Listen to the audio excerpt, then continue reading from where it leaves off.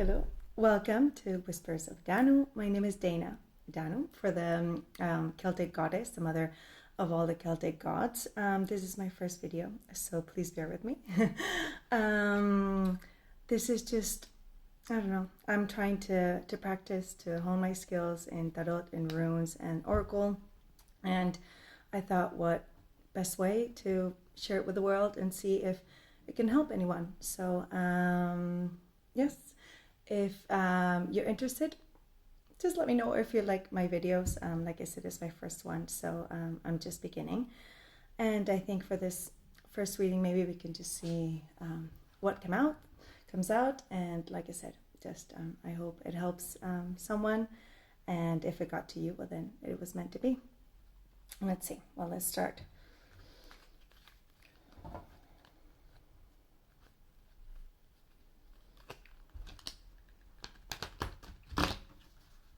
I'm not very good at shuffling that. Especially these cards are very hard. Also, this is the deck I'm using is a Rider-Waite Tarot, and it's a cheat sheet kind of version. This is the Tarot deck that I use to read for others. I have my own. I actually have like several Tarot decks, and I have here all laid out my different oracles, the goddess oracles, runes. I have actual runes, rune cards. And then past lives and some other romance. So we'll see where this goes, okay? Well, I hope this helps.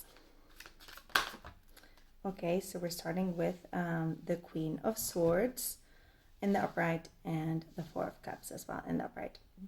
So obviously I actually personally really like the Queen of Swords. I always feel very connected to her. I'm Aquarius, so I'm an air sign, and as I'm sure maybe you know or you don't, swords are related to air signs, to thoughts.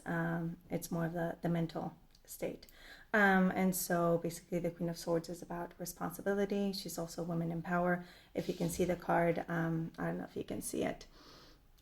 She's sitting on her throne with a sword in hand, and also she's surrounded by clouds. So she's a woman of power, has clear thoughts, clear ideas of what she wants. Also speaks their mind. So in my case, I feel very identified with her as well, and is very direct as well. So hopefully this speaks to someone that it's in power. It's gaining their own power,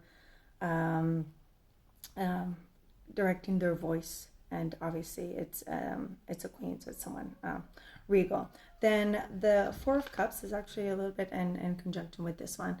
As I'm sure, I don't know if you know or not, cups are related to emotions, and so this card's more of the apathy.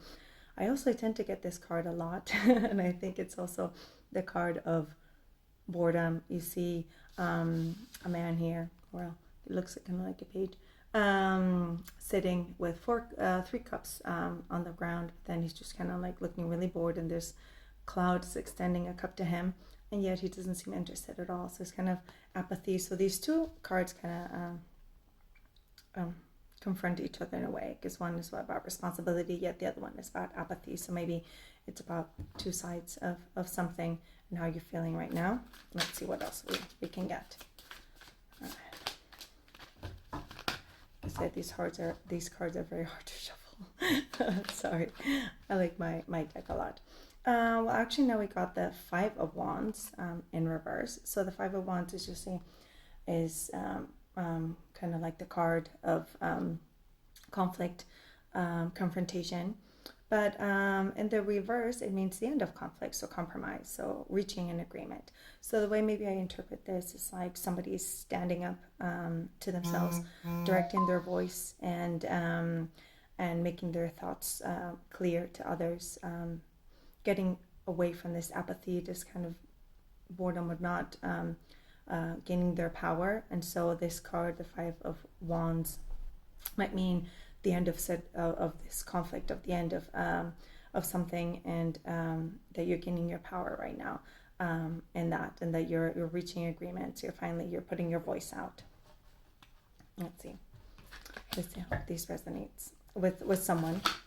Actually, and now we got the Nine of Swords upright, which is basically, this is a card where I always interpret as being trapped in your own thoughts at night. So obviously all of this might be leading to that where you stay awake at night thinking, and it's actually called instability, because you're laying awake at night thinking like what is worrying, being negative about all this kind of situation, and then also we have the Seven of Cups in the reverse.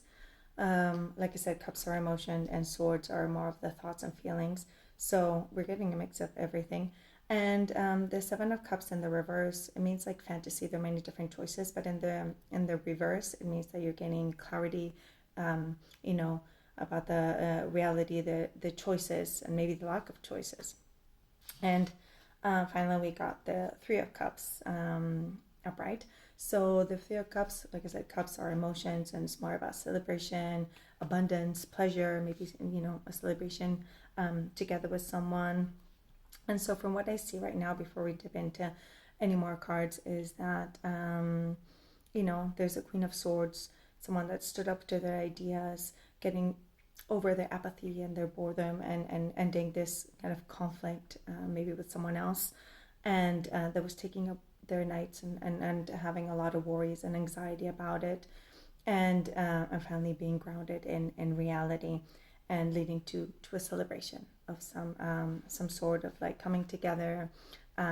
It could be with a third party, and just it means also gathering fun. So it's actually a pretty positive card. Let's see where this leads to, and if maybe it can help us gain more clarity in this. So now we have the King of Wands in the reverse. The wands, I forgot to say, they're related to the fire signs, and they have to do with feelings.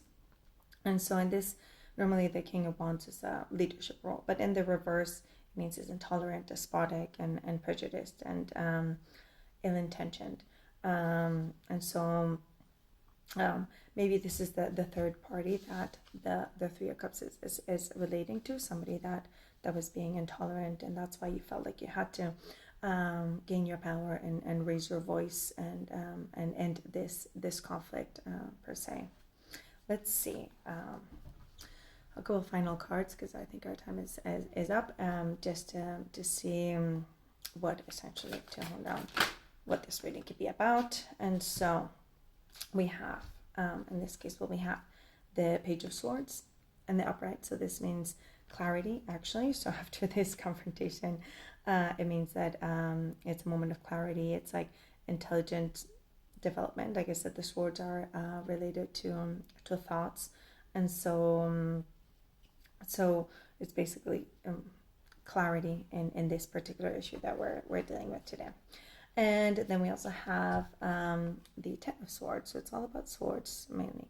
And this card is usually the one about defeat, but it's in the reverse, which means then therefore it's getting over this whole situation and succeeding in the way, like leaving your old ways behind, and leading to improvement and success. So in the end, basically meaning you're gaining your power, you're raising your voice, you're getting away from this state of maybe either apathy, or that you're letting others go over you, and you're ending a conflict with a particular person that was being really intolerant or maybe despotic, or you're having a disagreement with, that was taking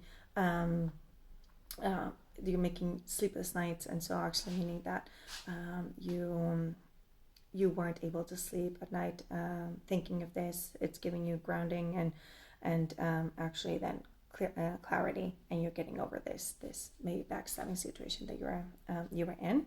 And so anyways, well, I hope you enjoyed. I had a bunch of other readings that I could do. I'll try now doing more, but I hope you liked them, and I hope it was helpful. Thank you.